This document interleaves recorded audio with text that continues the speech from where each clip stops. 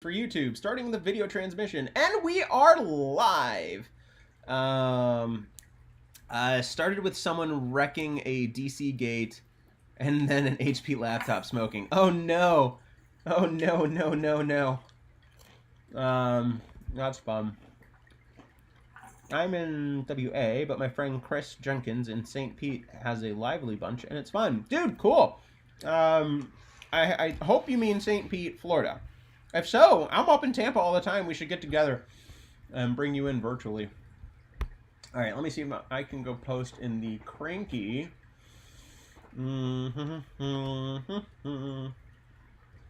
Tiki-taki. TikTok.com. Yo, I'm in Washington. Oh, yeah, I'm in Washington. Oh, yeah. TikTok.com. Interesting. The misspelling of TikTok.com brings you to a false domain, which is kind of interesting. That talks about COVID of all things. Let's see if I can find my TikTok live right now. Following live. Am I live? Where is it? It's so windy out. I wonder why. I didn't know that we actually had an incoming storm today. Am I not able to get the live link? Hey, big bro, where is my money? What money, James? I have no clue what you're talking about at all. I don't know if I'm going to be able to find the live stream on here. Let's just go to my profile. View profile. Oh, maybe it's in my live center? I don't know. I am not used to the...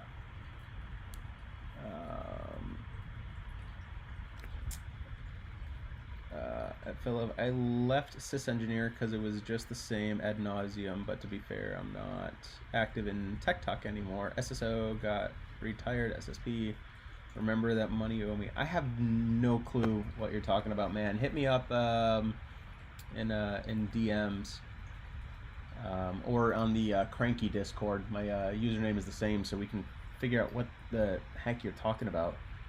I don't remember promising anyone money, but shit, people forget things, and happy to figure that out. Does certs or college worth more when looking for a job? What I'll tell you is experience is worth more. Experience and certifications are worth more. The heck are you got? Okay, your debt is forgiven indefinitely. I have no clue what you guys are talking about. Hold up, you offering money? I'm not offering money! Nobody's getting money! I don't remember any of these things. In fact, I had coffee with one person who won something in a TikTok stream a long time ago. I actually met up with him in Sarasota. So that's cool. I know that is paid, and we actually had a really great conversation with one another. Yeah, so work experience and certifications are more than college, but college is wait, I want to meet up in July. Okay, send me a DM or email my tt@thegeek.mobi email address. It's in my bio. Certs are really great. I always recommend to people that are trying to get started in the industry, get your A+, get your Net+. TikTok Live Center is live. Learn about tips and trips and blah and much more. Get your A+, get your Net+, and you know, those are kind of the fundamental certificates that those show people that you care enough to go out and get those. Rather than just saying, oh yeah, I worked in desktop support for a little bit. Okay, well, what else did you do with it? If you're really wanting to get into this industry, 7-5, welcome, my guy. How are you? It is good to see you back. You know, if you're really serious about getting into the industry or doing something here, then yeah, I mean, you know, you got to keep moving forward. You can't just stay stagnant. Because who, you know, as an employer, who really wants a stagnant person, right? That doesn't show that you really have ambition or a desire to move forward or continue learning in the industry. I mean, the interview process is really what's going to show an employer what you really know if their interview process is set up correctly. We have a 4-stage interview process that, you know, we can really drill down who does and doesn't know, shit. My first junior job was 710 an hour. Okay, when and how long ago was that, right? Because if that was like 10, 20 years ago, yeah, that makes sense. But nowadays, if you're getting hired for even an entry level position under 15 or 14 an hour, that's bullshit, right? Yeah, that was 20 years ago, so that makes sense, right? And back then, 710 an hour. What was minimum wage? $5 an hour. So you were probably making, still over that, which is good. I got 2 degrees, alphabet soup for certs, and 20 years of experience. I learned more from certs and experience. Yeah, and you will, right? Because college is just basically a set of books taught that are based on the industry that was 5 to 7 years ago, right? And college has gotten a lot better with trying to keep up with the industry, but they're still behind the industry. And so it's a challenge, right? Really, going to college isn't recommended that much anymore, at least for our industry. I learned nothing in college. Yeah, I mean that's the point. Really, the stuff that you're going to be taught in college. Look, it's like this. First of all, let's talk about cybersecurity. If you have to go to school for cybersecurity, cybersecurity isn't meant for you. Or maybe you just need to learn the basics so you can be like a junior and help out the cybersecurity people. The people that really dive into cybersecurity, those are people that are natural at cybersecurity and don't need school to get into that part of the industry, right? And I think you understand what I'm talking about. Black hats and gray hats and people that can really do red team. Those are people that really, take the information that's already out there, out in the internet, and they're able to run with that, right? If you have to go to school because you're incapable of finding ways to learn, Freaking Parrot has it down, getting paid after 2 years. Yeah. I got given a TAF course and it hasn't been updated in 25 years. I was burned at that course. Yeah, pretty much. I mean, that's 50-50. I want a CCNA at minimum, but the rest was junk. Okay, CCNA actually gave me a lot of really good information about networking if that's what you're trying to get into, right? If you're going to go take a look at certifications, take a look at a certification that's going to give you the knowledge in the area that you want to go into. But anyone that's new to the industry, and I just had a conversation with a school the other day, that the kids that are coming fresh out of school have no clue where they want to go or what they want to do. Someone from YouTube has said that they get 18 an hour when they first started 2 years ago, and that's pretty decent, right? And that depends on the position. If that was an entry level position, then yeah, that makes sense. And that's a great place to start, is 18 an hour. That is our minimum at our company. We will not start someone less than 18 an hour, A, because we want to make sure we take care of people, B, because that's where the industry is at. I'm not going to get anyone if I'm offering any less than that. Am I talking too fast? I feel like I'm getting really fast, but that's okay. This is my normal speed. Our minimum tech salary is $50K. We actually just bumped ours up late last year, around November, to a minimum of $50K as well. It depends if you're in salary, and that's for a full-timer. So, guys, give me 1 second. I want to check on one thing here. Just need a moment to take a look at this. Uno momento, por favoro. I do not speak Spanish, but that's the little bit I know. Please go back. I really would like to find a link so I can go post this in the Discords. Discord, messing about, video is processing. That's right, because we are in the middle of this. So if we go take a look at my profile, are we going to be able to see that we are in the middle of the live stream? Still no. What the shit? Why can't I get to this? That is really frustrating. BGP for me. Yep. So that's there. That's that. Man, why can't I get to my own live on here? That's frustrating. Am I going to have to, let's go incognito, tiktok.com. I wear all the hats, firewall, security, everything else. Yeah, man. BGP for me, find here. Let's see if I can get to the live. Can I get to the live? Go to live. Can I search live? TikTok live. You have to be logged in for this shit. What the crap? All right, can I just share this from here? I can. Okay, cool. So, copy this link, and is this copy going to? Nope, that does not translate over to there. Why am I having such a hard time? Text to myself. Perfect. So now I should be able to grab from here. Yep, there's the link. Linky dinky.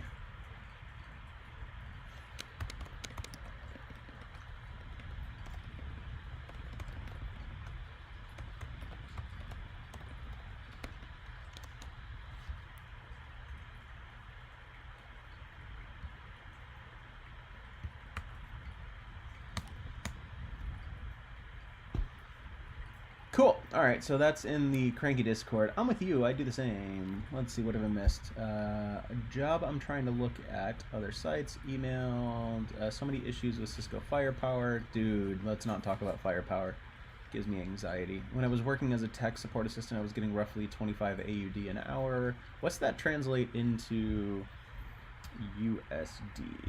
AUD to USD conversion.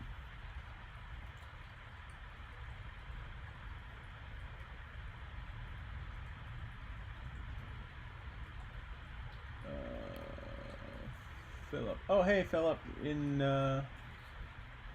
Okay, cool. Yeah, I see your message on the Cranky Discord. Let's see more. Buddy, I'm with you. Share the live video. Oh, TikTok wants me to say this again. Share the live video. Encourage more viewers to share.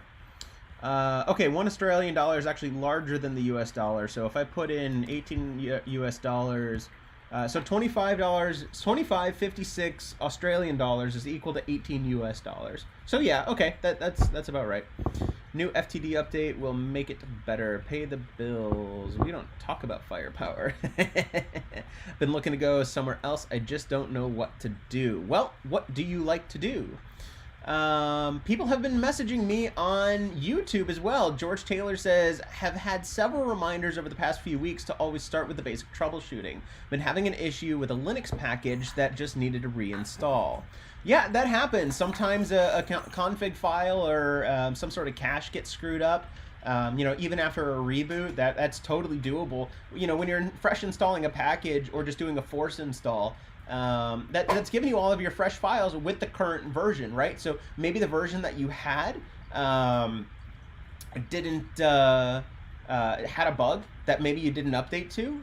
Sometimes updates don't go well, and it also depends how, you know, when was that installed? How old is that version? What other updates were done to the system? The Icon 2020 says, I'm messing around too. Do you have a mic? Are you on Serve the Home? Can I not be heard on my YouTube stream? That's a problem. Let's go find out. YouTube.com. Let's go check out Home App Tech Support. Want some Russian rubble? What? No, I do not want Russia rumble.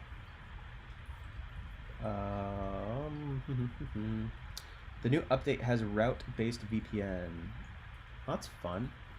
All right, so I am live, and do we get audio? Can I not be heard on my YouTube stream? Totally can be heard on my YouTube stream. Perfect, okay. Do I have a special mic? No, I'm just speaking into the mic on the computer. Although, you know what? I do have, gosh, I forgot what this is. UMIK.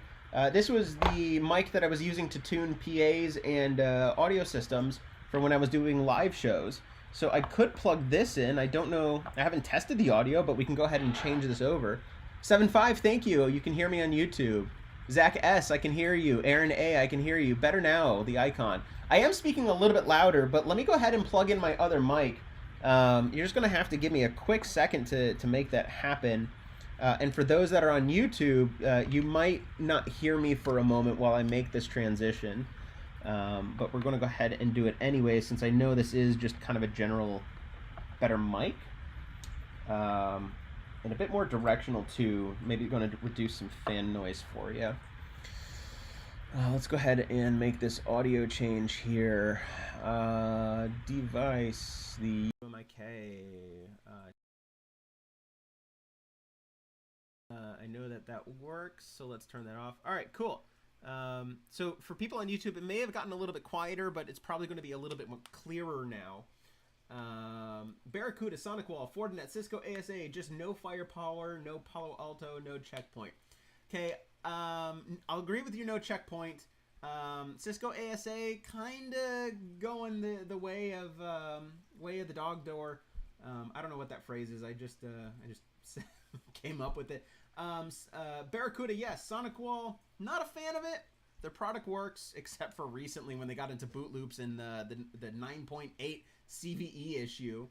Fortinet, love it. Put it out everywhere.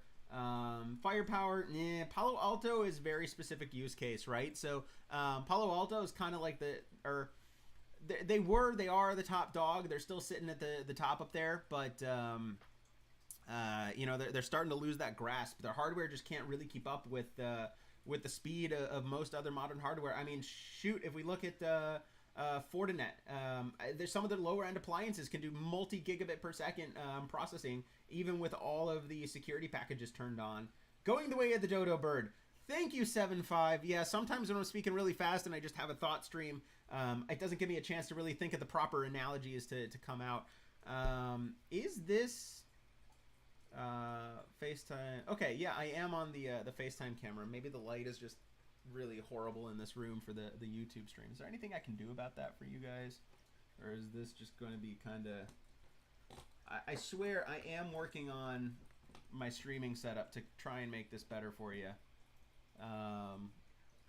It helped a little bit. I think it is just part of the glare from my computer screens too. Anyways, we'll get there. Palo Alto is great for SSL VPN, not much else.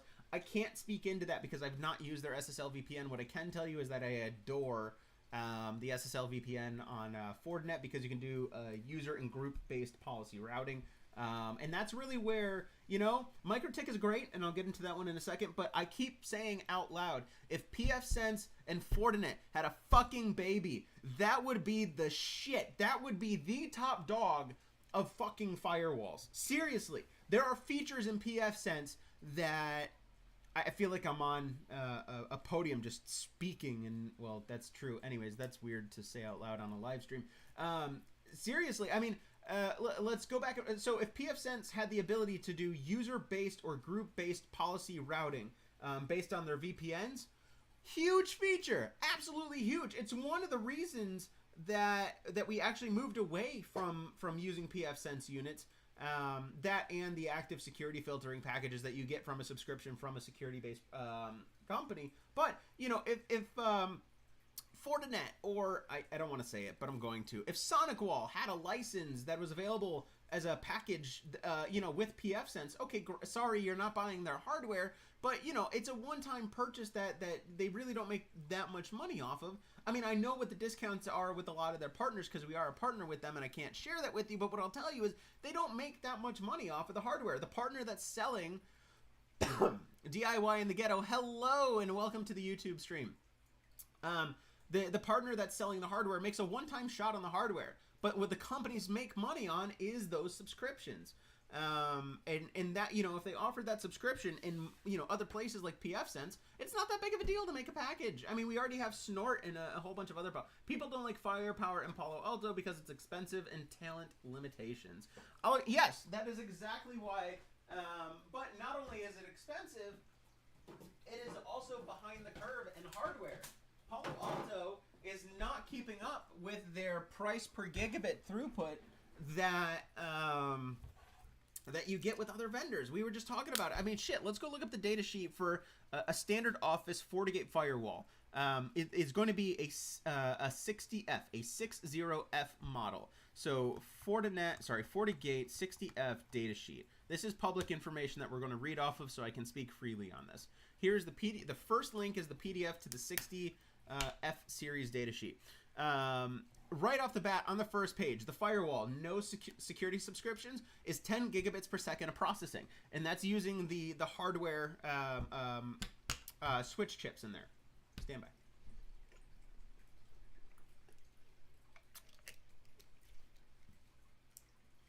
With intrusion protection services turned on, 1.4 gigabits per second. With the next-gen firewall turned on, a full 1 gigabit per second. And with full threat protection turned on, this is like literally everything that you can do. Traffic inspection, website inspection, DNS inspection, intrusion services, DDoS protection. Like literally every little thing you can turn on is 700 megabits a second. Tell me what office has, on average, Yes, I know there's offices out there that have, gigabit connections. Most offices aren't paying for a corporate or a business connection over 500 megabits a second because it's not necessary. And if you're telling people that a gigabit connection is necessary for them, then you're probably telling them wrong and misleading them. You have to do right by your customer. Most of the time. There are situations where people need a larger connection. What I'll tell you is that I have a megachurch running on a 500 megabit connection with a 600 megabit copper connection on backed up that is, running over 10,000 people on a weekend coming through that facility. And it works just fine. We never sit on the limiters. When we have large children groups or youth groups come through that megachurch, yeah, the guest network starts to get on the guest network limiters, but that's because we have engineered our networks correctly. There's a difference between running out of bandwidth and not having your stuff set up correctly and hitting a limiter because you have set up your stuff correctly to actually allocate proper amount of bandwidth between different networks. You don't let your guest network saturate. Kitty cat. Squirrel. You don't let your guest network saturate your entire internet connection. And if you have two internet connections and one's a failover, use the failover one to feed the guests if it's large enough, and then make your firewall say, hey, if my primary connection fails over, you kick everyone that's in the guest network out of that secondary internet connection to the primary. All right, Aaron says, we only push people to the gig because we have AT&T ABF Fire for 100th a month for 100-ish a month for business. Okay, completely reasonable recommendation, right? So now we get back to what is the responsible recommendation for the customer. If it's only $100 a month, yeah, that's perfect. But, let's also take a look at that, Aaron. If you could let me know, is that shared fiber or is that dedicated fiber down to the customer? I'm willing to bet that is a shared fiber infrastructure. And there's nothing wrong with a shared fiber infrastructure or QoS, the guest network, which is exactly what we were talking about. If there is gigabit that's available for that customer at that price, that is totally reasonable for a business connection. And it is appropriate at that point to recommend that to them. Let's take a look at the next step up model, which is going to be an 80F, right? This is going to be for when you have a ton of people in here. But before I move on, I want to go down and take a look at the data sheets. Let's go take a look at the states connection, and let's go take a look at the IPsec throughput, right? So if we're just looking at the 60F, not the 60FW, and so IPS throughput, threat protection throughput, firewall throughput. By the way, most of these data sheets, if you don't already know, break down firewall throughput based on the size of your packets in UDP and TCP. Right, okay, so this firewall can handle 700,000 concurrent connections and 35,000 new connections per second TCP based. It can also handle up to 5,000 firewall policies. And if you're doing IPsec, it can have a total of 6.5 gigabits per second across all of your IPsec VPN tunnels. SSL VPN throughput, and a whole bunch of other stuff that I don't really want to mix into this conversation. So let's go and take a look at the next level up. I'm wondering if I can just modify the URL here. Holy crap, it works. They actually did their naming scheme properly. Are feet worth learning curve headaches? Derek, you gotta try actually like Englishify for me, buddy. Englishify. I work in a K-12 district. Do you think it's too early to upgrade to Windows 11? Yes. Do not upgrade to Windows 11 in any production environment. There are known issues that could cause real problems. Don't do it yet. It's not ready. ABF is not adding. ADI. Aaron, I'm not. Oops, sorry. ABF is not ADI.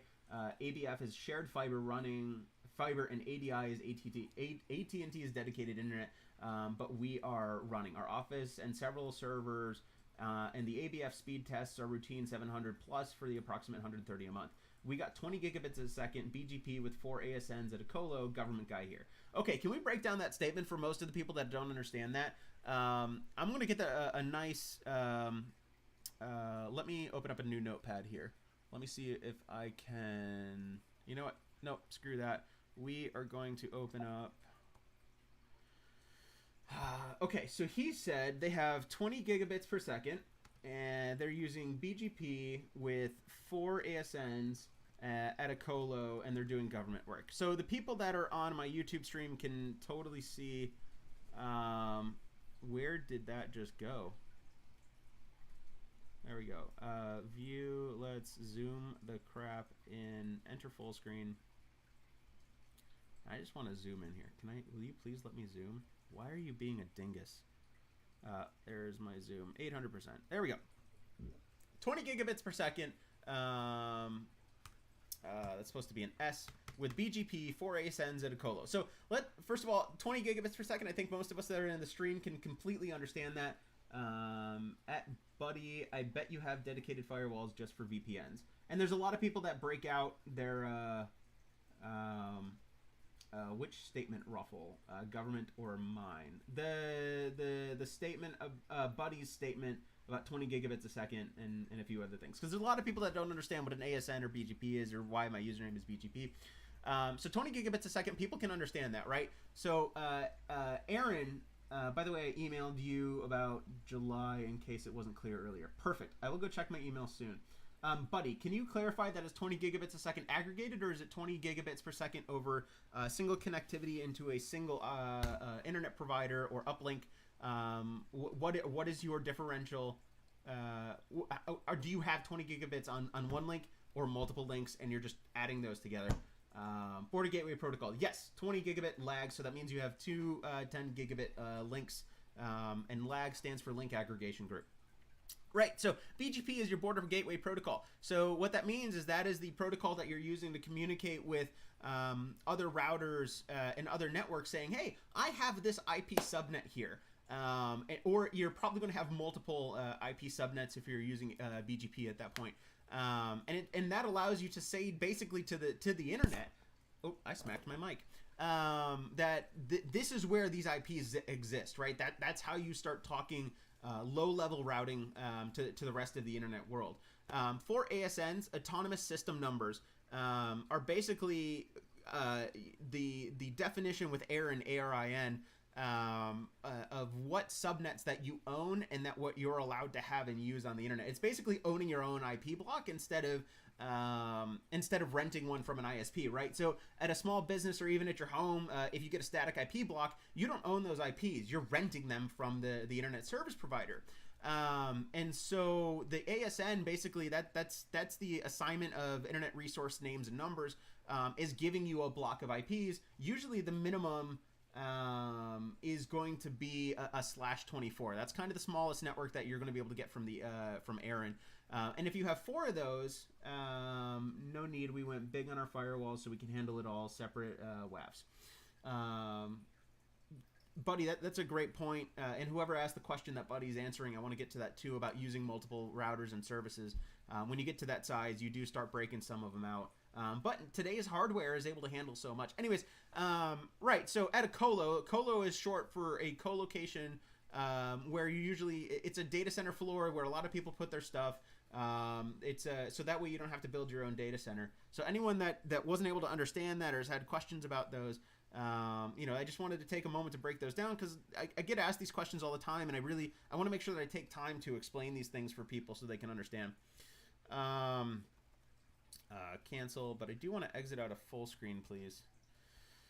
Perfect. So let's go back to the FortiGate firewalls because we were talking about hardware speed. So this is the EDF series. So we start to get a little bump in improvement here. The chipset doesn't change much. Firewall still 10 gigabits a second. IPS is 1.4 gigabits a second. The next gen firewall protection is 1 gigabit per second, and the threat protection is now 900 megabits a second, which is better. And if we go down and look at the spec sheet, by the way, this particular firewall now, this is where we start getting into power redundancy, which is really nice on this model. And you'll actually get feedback on the front panel and digitally if you're having a power failure.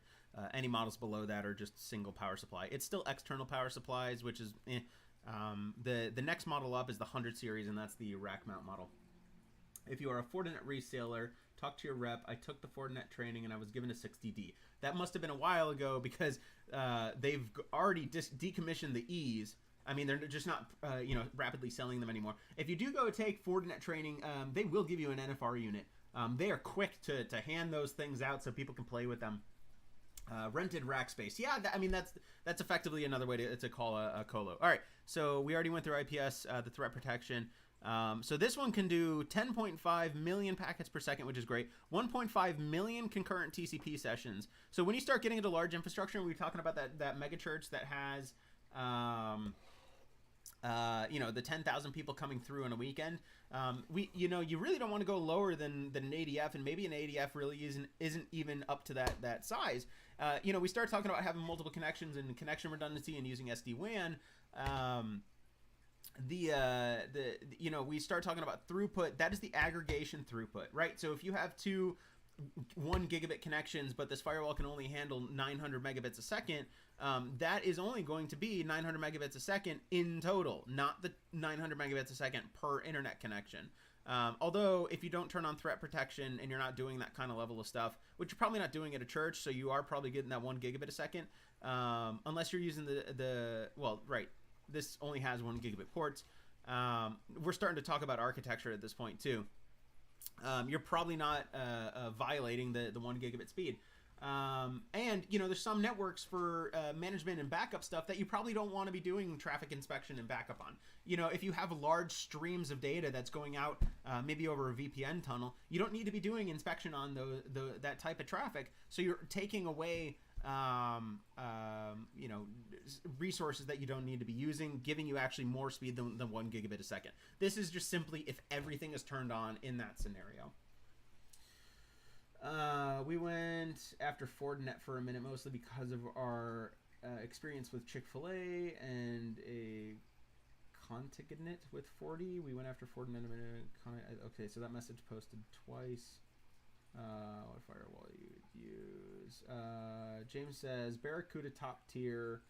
Spent some money, but eventually we'll all go cloud.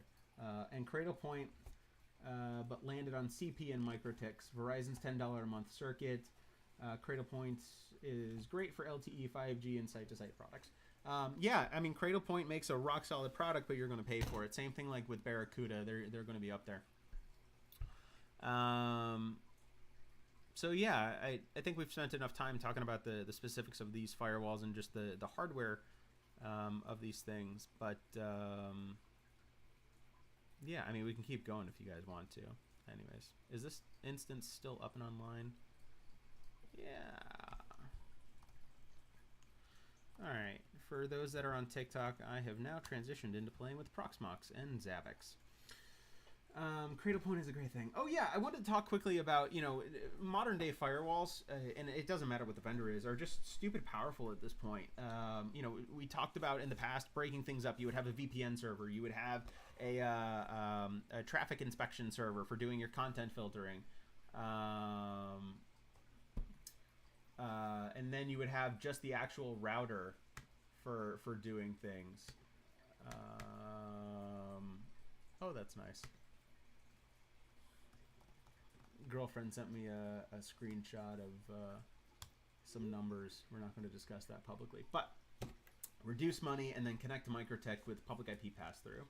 I'm playing with PVE right now. Nice, dude. We used to have a separate firewall for everything, and there's some merit to it, right? Because you start to take away load and you can start isolating what problems are where and just a whole bunch of other stuff. But nowadays, if it comes down to budget, most systems can do everything you need to, just like Buddy has.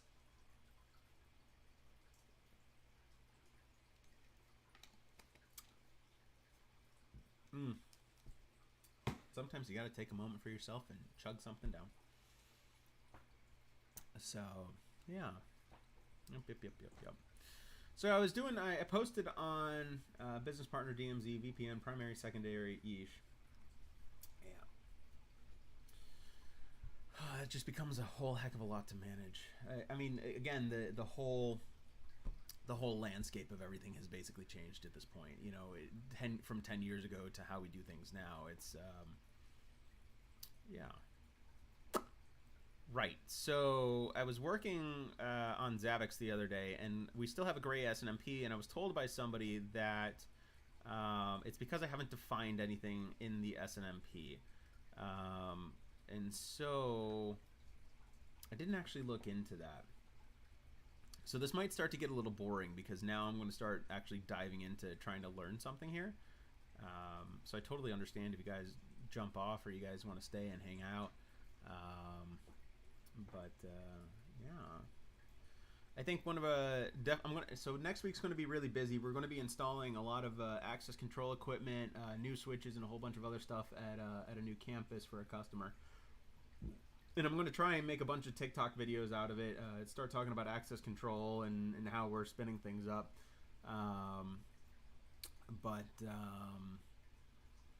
Yeah, I don't know. I don't think I'm going to be able to do any lives for the next week. Items, SNMP items, SNMP unknown items, triggers, graphs, discovery. Yeah, Meraki.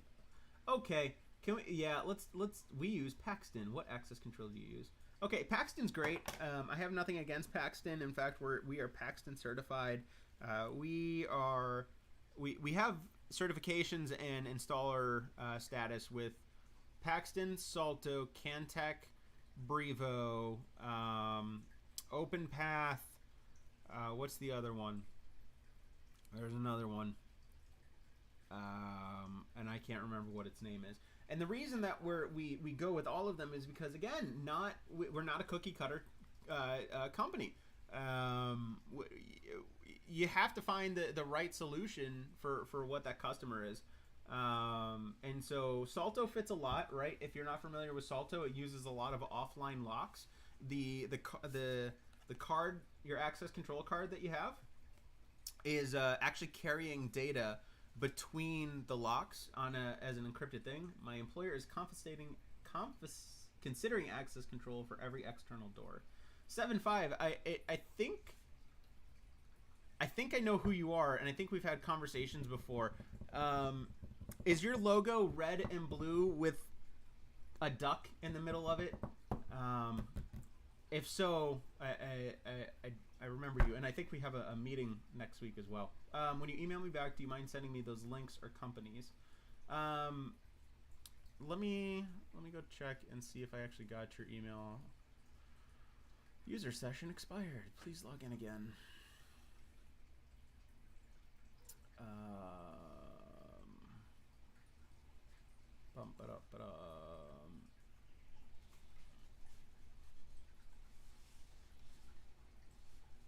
Okay, so I got Aaron's email. Yeah, okay. So yeah, that was the one I was looking for. Serious. Aaron, is that your company? Can I say it out loud? Because that's pretty cool. Gentech. It's a Pelican, but yes. Okay, cool. Yeah, I thought that was you. I didn't want to make that connection in case I was wrong. Yeah, I mean, if you want to, that's something that we should talk about in our next week meeting, for sure, because there's a lot of easy ways to do it without running a whole bunch of cables. And I'm not sure that your current, again, I don't want to speak to your security publicly, but I'm not sure that the one that you've been experimenting with would be really suitable. And remind me to tell you about the user count and card count limitations that another company tried using that for and ran into. So Aaron's company is, it must be midnight. Yep. Series Computers and Stuff of Wacko. Now, I don't know if Wacko is a place. Probably is. Oh, yeah. Wacko Drive. Okay, cool. Yeah, out in Texas. Okay, so that's cool. I thought it was just supposed to be even fun. But seriously, computers and stuff. Like, literally, N apostrophe. That's pretty cool. Lol, the story is great. Oh, Waco. Wacko. Yes. I can't say. Waco. Wacko. Thank you for... Role-based access control or directory access control. For what? Was it recent? I thought they increased the limit in the software update for the controller. Yes, it was recent. He hit 1,800 users, and they basically said it's a limitation that they can't overcome because of how the database was set up. We actually got in touch with someone over at Yeah, well, sorry, beans are out. Over at the company that need one of those audio dump buttons, right? Waco. Way like isn't Waco. No, Waco. Got it. I think I got it. I think I got it.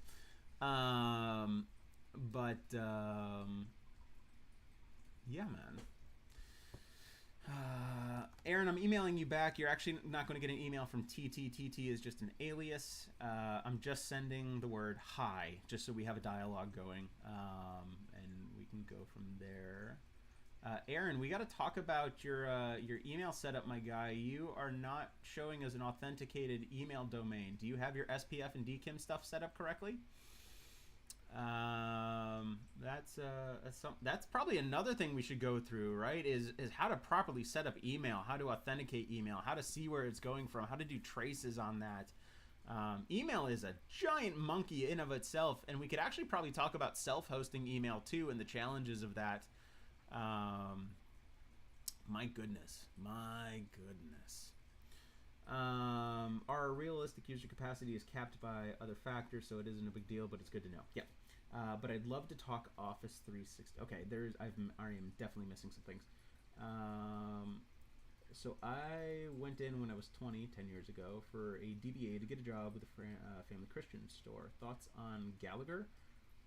Thomas, I'm not sure what Gallagher is. I'm sorry, bud. Connie Clark is like what your business name, and I don't know, IDFK computers just and stuff. That's funny. And my toolbox says I do. Are realistic? Yeah. But I'd love to talk 365. We can definitely do that. TikToks on a whole email server. Yeah, buddy. Just use Office 365. I'm not going to get to my Zabbix stuff. Girlfriend's going to be home in about 15 minutes, and that's going to be the end of this live stream, which will be roughly around an hour, which is kind of cool. Yeah, gosh, making TikToks on email, that's going to be a lot of TikToks, because that's going to be like almost a 3-minute TikTok just talking about SPF records alone, and talking about hi Colin from that movie, DKIM, DMARC, all of those individual are going to be their own TikTok videos. And then we start talking about SMTP, and then we start talking about ports, and then we start talking about security and a whole bunch of other stuff. I'm on the Office 365. MX Toolbox says good DKIM are definitely set up, but please check. You know what? Let's do an MX Toolbox lookup on your domain. I'm not going to speak this publicly because I don't want to really talk about security issues, but let's go take a look at this.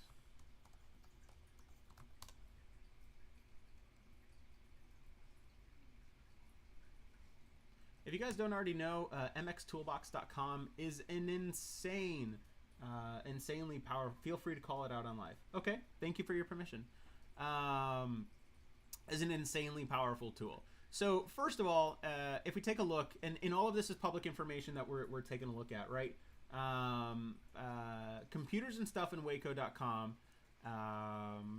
The MX lookup goes to Barracuda Networks, which means that his email isn't hosted with Barracuda Networks, but Barracuda Networks he's using their filtering services, right? So when you use an email filter, you point your MX records, which is what tells the world where to send your email, to Barracuda first.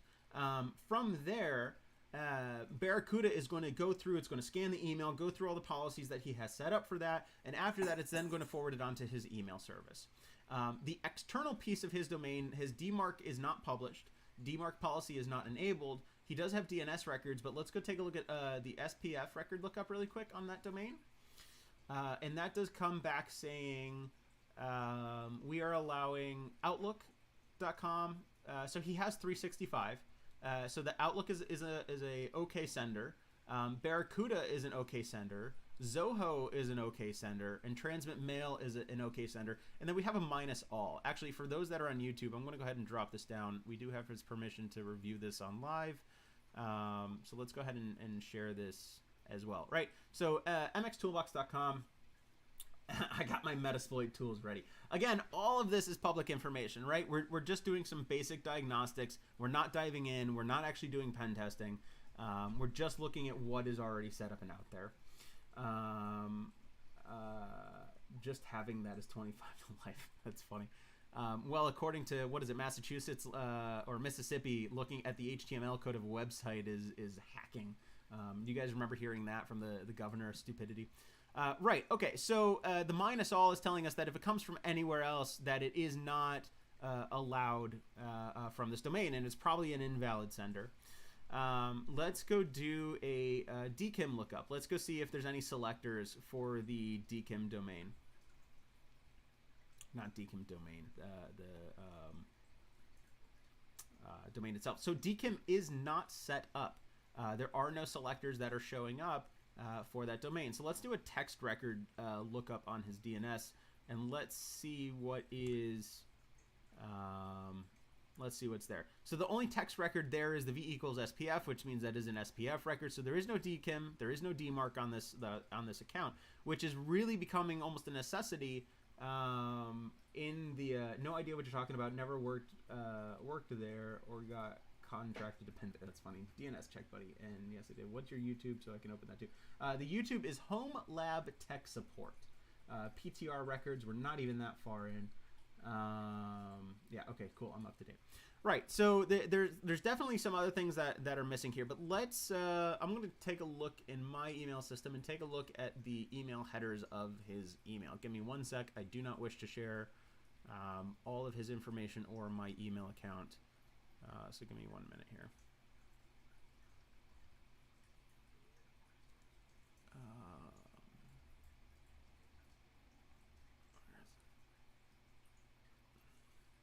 Okay, so let's take a look at the source headers here. So we could also download the original. We can copy all of these headers in this entire email into MX Toolbox or an analyzer, but let's actually walk through the text here as well, right? So delivered to, my email is just shown on the screen, so lovely. Emailing you some records too. Okay, cool. Well, that my actual email is on a separate screen. So this is where it was received by. It gives us the IPv6 of Google, right? All right, it's whatever. You guys can have my email address. I don't care. With the SMTP ID of this, right? So again, all Google information. The X received was this header, and that is going to be what his server was saying they are too. The return path is his email address, and then received from, and then we start to see that that's coming from Google. Again, my accounts are Google as well. And where it was destined for. So then we start to say, yes, this was transmitted through Google Transport Security. So between Google's SMTP servers, because all of their stuff is completely separated out,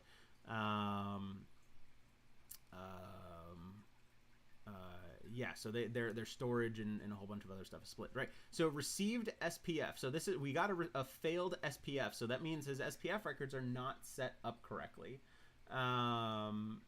So google.com, the domain of Aaron at computerstuffandwaco.com, does not designate 209.85.220 as a permitted sender. The client IP is 209.85.220.69, which means the authentication results mx.google.com. DKIM is neutral because there is no DKIM in there. ARC fail and SPF fail, right? So that means in our SPF record for this domain, that this sender, whether that's a part of a actual DNS entry or something else, was not in the SPF record, and that would be why I am seeing that, hey, this person was not able to be verified. So that's why that is not coming through. So you'll definitely need to take a look into that. So we can see it was received from the outbound barracuda.com. Right. Okay. So the IP. This is where. Was that the same? 20922. Okay. Return path to him. Received from outbound.barracuda.com. Okay, cool. So, yeah, so his email is set up to forward out through Barracuda before Barracuda then sends it out on his behalf. So that's another part of this as well, right? So the IP outbound.barracuda.com. And if we go back to network tools and we do a SPF check, that'll bring us to our background SPF record lookup. Check the emails loud. I am definitely curious.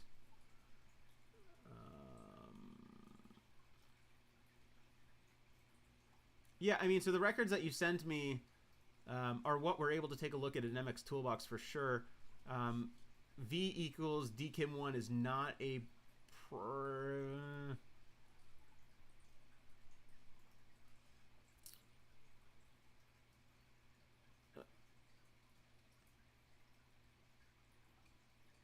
selector one domain key selector. Okay, so there is. You have a C name for a selector, which is probably going to, yeah, we would need to really dive into that, and I would need to see the full record to make sure that the syntax is valid, but I don't want to share those publicly. Anyways, Microsoft calls for C names on selector one for DKIM. Yes, I know. Right, so we have spf.ess.barracuda.com, and this is set to allow. We do have a proper include, so the SPF statement that he has on his domain is proper. But again, where did that email go into? Here's the original header. Let me drag this over. This is outbound-IP 17b.ess.barracuda.com. So this is also possible that his that Barracuda does not have the stuff set up correctly. Although I don't see. Did we receive from Outlook or from Google on Microsoft.com? So you are from 365. Am I seeing that correctly? Copy this whole. Let's just go put this into, instead of trying to read the text code, let's just go do a header. CNAME, trace, blah, blah, blah, email, blah, blah, blah, blah, blah, blah, blah. So I thought it was in this list. Who is try reverse logo testing? I'm gonna look up. You know what? Email header analyzer. See, senor, though I did find DKIM text, I did not recognize in Cloudflare. Email header. Okay, so it is under. Perfect. So analyze headers. This is going to make it into a pretty. So SPF alignment is fine. SPF authenticated is no. No DKIM alignment and no DKIM authenticated. Right. So this is showing us that it came from Outlook. Came from Outlook to Outlook. It went through Outlook again, from Outlook through AWS to mxgoogle.com, which is now me, which is me and me. So we can see exactly what these hops were because all of this data is recorded in the headers of this email. So right, this is basically doing a message trace. So at some point, this email came through AWS. So none of these, let's do not blacklisted, is on a blacklist. What blacklist is this on? Backscatter was listed. That's stupid. But everything else is not on a blacklist. So that's fun. Okay, so SPF authenticated is what we're missing here, right? So SPF failed again. And we were reading this in the headers 209.85.220. So that is girlfriend's home. All right, we're gonna have to wrap this up shortly. So yeah, whatever that sender is, where is the SPF record? spf.protection.outlook.com. I would just off the top of my head, that looks fine, but I would just verify that that's the current one, and including the Barracuda networks. Y'all, it has been a pleasure to hang out with you guys. If you have emailed me anything, I'm happy to take a look at it. Aaron, we're already in communication at this point. If anyone wants to email anything else to take a look at their stuff, happy to do so as well. Hasta lasagna, don't get any anya. I like that one, buddy. I like that. Y'all, thank you for hanging out. I really appreciate the chats, and this will be available on my YouTube channel if you guys want to ever listen to it or watch it again. I'm going to start streaming everything to YouTube at the same time. Until then, God, what does Dave's Garage say? Until then and something then. Crap, whatever. I'll have to figure out my own thing for the end of my videos. Anyways,